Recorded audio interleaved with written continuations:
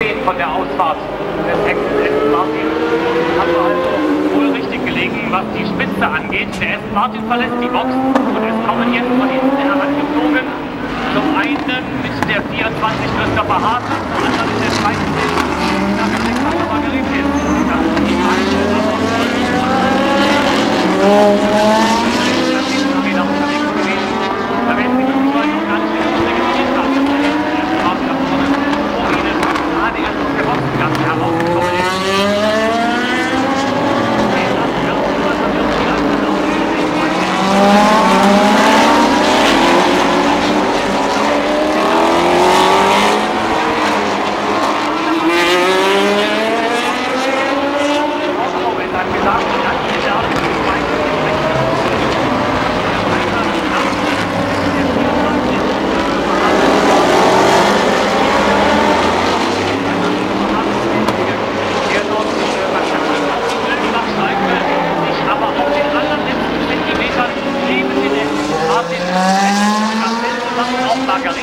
Da wusste jetzt der gute Jonathan Hirschi gar nicht, wo der Hirsch herkommt.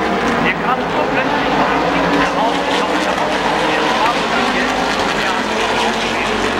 Einstellen, jetzt also Hirschi mit dem Hex des Aston Martin, nichts nach in der zweiten Position, sondern erstmal auf die vierte Stufe. Zumindest für den Augenblick, was jetzt nur mal schauen, wie weit wir dahinter noch blicken können. Da ist nämlich schon der Vitaco Maserati im Anflug mit der Startnummer 1 und da tut sie ja jetzt Michael Bartels am Steuer.